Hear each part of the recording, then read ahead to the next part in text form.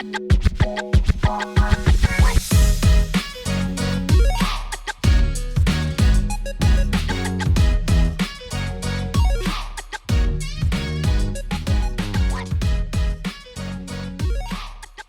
there, and welcome to SAX BITES, the 5-minute saxophone lesson podcast. Today, we are going to be finishing our series on buying an instrument with buying your forever horn. Now, some people might disagree with the concept of having one saxophone forever, but as someone who got her first pro sax at 17 and I still haven't got rid of this and I don't want to get rid of this, here are some tips for purchasing an instrument that you are really going to love.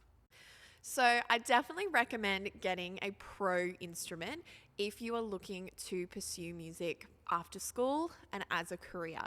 You don't need to wait till you get to a university program to upgrade to a pro instrument, but you might want to wait until you're sure you're going to play this instrument for a while before outlaying the money, because a pro saxophone is expensive. It is. So you want to make sure you're purchasing something that you love.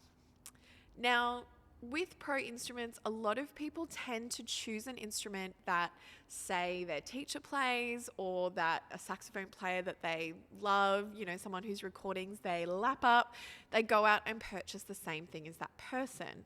But this is something I actually actively advise against. And when my students go out to purchase a pro instrument, I actually encourage them to try playtest as many different models as they can.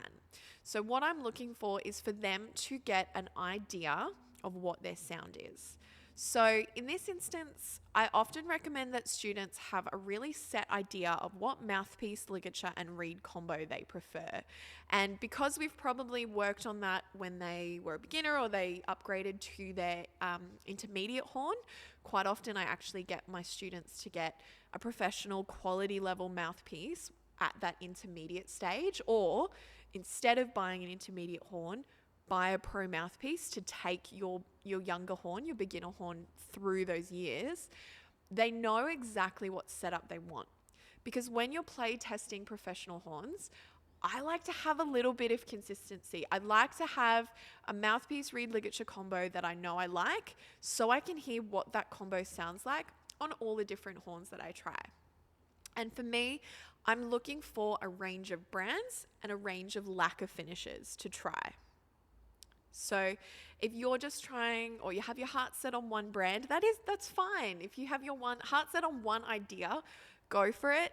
But don't forget to try what else is out there, to see what else is out there, just to check that what you've got your heart set on is what you actually like. You will be surprised. So when I was purchasing, this is a Series 3 Selma Alto, bought circa 2007. She's an old horn now. I actually tried a whole heap of instruments and fell in love with a Selma Reference 54, and it was a big toss up to me which instrument to go for. I ended up going for the Series 3 because I realized that what I liked about the Reference 54, I could get on the Series 3. I could get both of the colors and sounds that I was liking, whereas on the Reference 54, I was only able to get one sound, one musical idea. So I really wanted to make sure that I picked an instrument that gave me versatility. If I was going to go into a professional career, I needed an instrument that gave me the ability to work in many different musical genres, many different scenarios, and to explore my sound as well.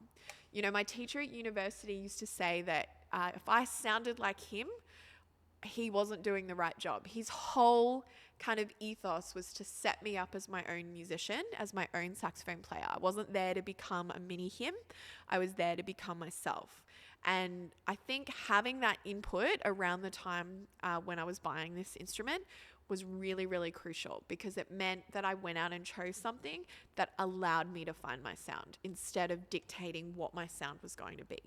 So I liked the Reference 54. I loved the sound I got on that horn, but I realized it wasn't flexible enough for me personally. And that's why I went the Series 3. So for buying your forever horn, you need to try options. You need to have your mouthpiece ligature and reed combo pretty set to help you have something to compare against. You definitely, just as a side note, you can try different reed sizes when you're moving across, but I like to have that sense of consistency when you're comparing different instruments and already having an idea of what you like. And I definitely recommend, if your teacher is able to go with you, or maybe some fellow musicians, having a second set of ears in the room when you go to purchase a forever horn can be really useful, because sometimes we just need an outside perspective to help us compare.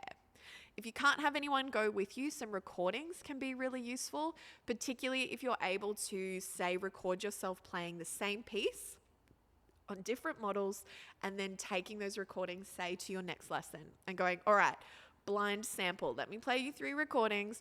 Which one did you like? And that can be kind of a fun way of you and your teacher kind of exploring what you sound like on different instruments.